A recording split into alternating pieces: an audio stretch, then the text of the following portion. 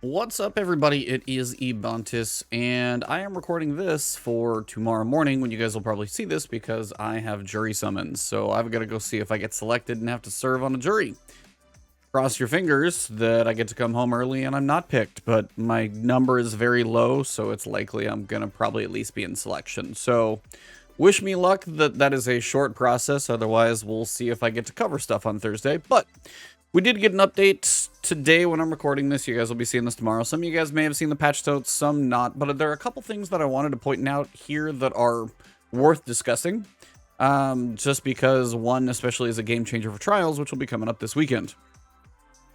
So we got quite a bit of changes here, more than I really expected, actually. If you had any issues with the Altar Reflection quest, that one should be working, which is good.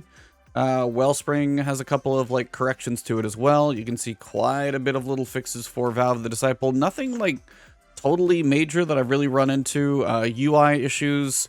Rolk actually, having issues not actually going back to his initial spot. That's actually should be fixed. So that's a good thing. There's a couple little tweaks though that you'll see in here. Players could get out of the environment. Systemic energy would trigger inconsistently. So just some weird stuff there.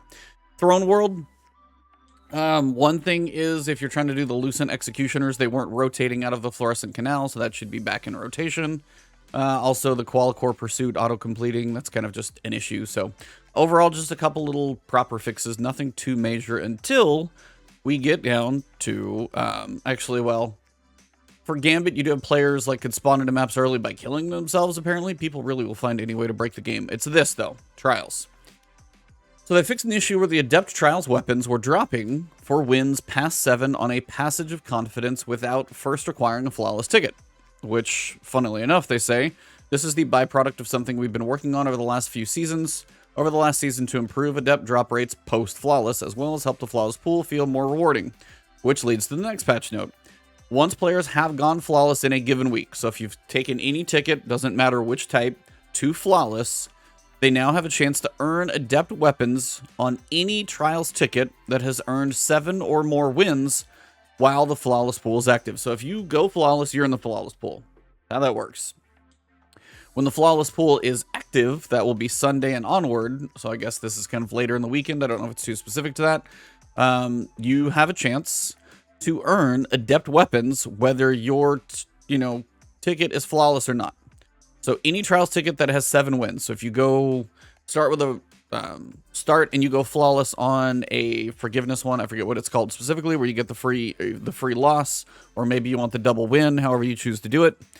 Then if you do that one and maybe you change tickets and you want to go through it again, if you get 7 wins or you have 7 wins on any ticket, whether it's flawless or not, or if you have 7 wins on a ticket and then you lose once, but you were flawless and went to the lighthouse but didn't reset the ticket, but then you go back and you play again and you lose, you still will always have a chance to get an Adept ticket after, or an Adept weapon after that. So that's actually a really good change to give people incentive to go flawless, not reset a ticket, even though it wouldn't do as much good, because then if you earn, theoretically, wins on that ticket, you wouldn't even have to reset it because it's already got the 7 wins and it's been flawless.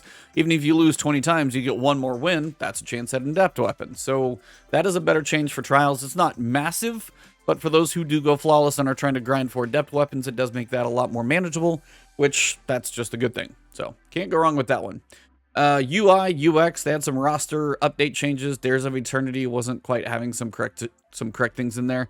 Text chat for console. Virtual keyboards now supported for text chat. So when I've sent Cognito a message, for example, send it to him on PC, he sees the message. He has no way to reply to me if he's on Xbox.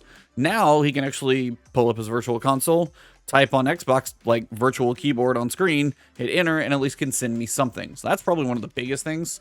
They had a couple other tweaks for chat in itself, but the fact that virtual keyboard, you can send a message back, or even just send something into chat, that is a good thing to actually see. There are a couple opacity tweaks here for a couple of things. But Sandbox, who do actually have quite a few changes here. This is a bigger patch than I figured. So Eyes of Tomorrow was not tracking correctly and could theoretically kill the person holding it. Not great. Empirical Evidence has now been fixed to be more stable, feeling more like Breach Light. I'm sure somebody's excited about that. Fixed an issue where the Explosive Personality Grenade Launcher was displaying the wrong RPM. Not a big deal. Fixed an issue where the Adaptive Munitions perk would no longer increment, get more and more adaptive to a shield, when the target had a weaken debuff. Now, if you throw a grenade and you throw a void grenade, which a lot of people are doing right now, and they were affected by that, which lasted a little while, then unfortunately you were not actually proccing adaptive munitions while that was there. I didn't even know that, but I'm glad it's fixed. The damage from bait and switch has been jumped from 20 to 35%. That's the one where I think you have to use your other 2 weapons, and then your third one with this perk on it theoretically is going to have a bigger damage buff to it. You know, if Bungie is going to jump a damage on a perk by 15%, wasn't really great or very underused in the first place. Don't know if it's like going to be, you know, god tier or something now, but at least it's one of the bigger damage buffs. Like one for all, I think, is 30-35%. So this is in a similar wheelhouse now. Use your other 2 weapons, and then you get a damage boost on that one. It's not bad. You can switch, hit something, switch, hit something, and then go do damage to a boss. It's manageable. Let's see. The other one that I wanted to point out was fixing the issue where the Divinity Exotic has 2 kill tracker columns. Just totally weird how you get some odd things. Not everybody has Divinity, but it's a thing. Also, the issue where grounded, I'm guessing while on the ground, like feet planted, not flying, sword light attacks off an edge can be looped until the player runs out of ammo, letting players move long distances through the air. I'm sure people were breaking the game, so that's been fixed. A weapon crafting. Still not where it should be, and that's a whole video of my thoughts on weapon crafting, which I may do a chat with somebody here soon, so stay tuned on the channel. If you guys aren't subscribed, hit that subscribe button. But they adjusted chain reaction and field prep, the enhanced mods to provide more benefit to more archetypes. So depending on what type of weapon it's on, it's going to have more benefits to it. Add an additional deep sight resonance extraction option that does neutral element. It now does 300 of just neutral instead of 200 neutral and the other elements. So if you're good on the other elements and you just want to focus on neutral, it's a little quicker to try and go after like an enhanced perk. Still pretty slow, but it's there. They added a consumable item that allows viewing of element counts. I did buy this. So if you go to the relic and not the one straight in, you go a little to the left. It's kind of like the NPC instead of the crafting table. You can buy this thing, sits in your consumable inventory, and kind of as somebody had guessed on the podcast, just you mouse over it, and it just shows you what your current crafting resources are. It's a band-aid because 5 out of 6 of those are going to be out of the game in Season 17 anyway, and hopefully find a permanent place for neutral element, but for the time being, the Relic Conduit will sell you what you need to be able to see those. So that's a good thing. For armor, Worm God Caress and 1-2 Punch still breaking things, so that has been fixed, hopefully, for a little while. They said they don't want people to delete raid bosses in 4 Shotgun Blast and 2 Punches, so that's been a thing. Currently, the Elemental Siphon mods for the helmet, the ones that make your orbs, I think, were costing Glimmer. They should have been free. They're not. The Osmiomancy Gloves, losing a grenade after you dying, that's actually been fixed.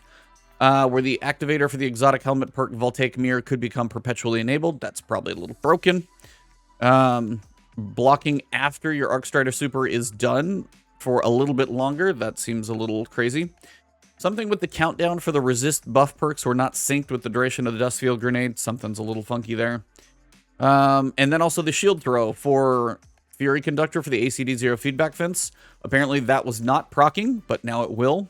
And the sidearm mods were not dropping. Now they should be. We're not dropping. Ability fixes.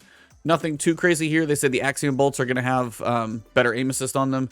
Devour would get less buff time if multiple targets were killed quickly. So that should be fixed now for that purpose of tracking. You could cancel a Nova Warp for the initial blast and somehow cancel and still get the blast but keep your super. Didn't know some of these were a thing, but it's good to know that they've been fixed. The Echo of Instability was not actually counting the initial explosion from Spike Grenades, so if you got like a really quick kill and then everything else didn't do anything, you wouldn't actually get your Echo of Instability. Players could remain invisible by timing a sword attack with invisibility activations.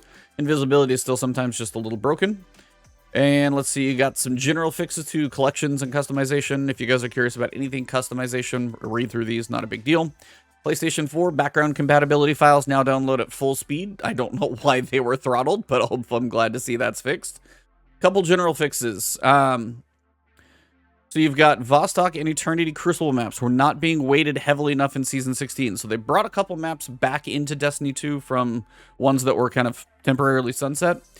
They apparently weren't coming up that often, so hopefully you should see those at least more in an even rotation.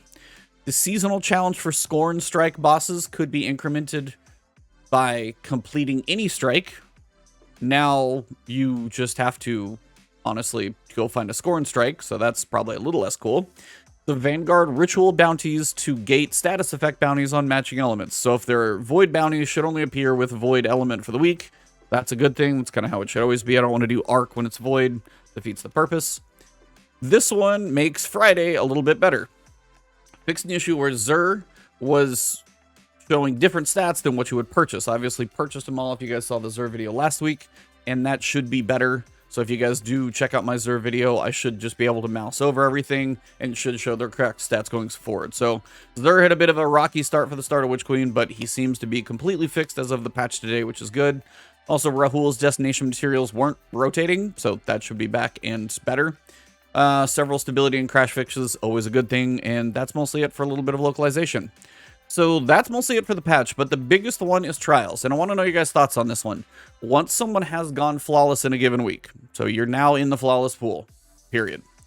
They now have a chance of earning Adept weapons on any trials ticket that has earned 7 or more wins while the flawless pool is active. Now, the flawless pool kicks off on Sunday, so I don't know if they get a better chance on Sunday and Monday, but not on Friday and Saturday.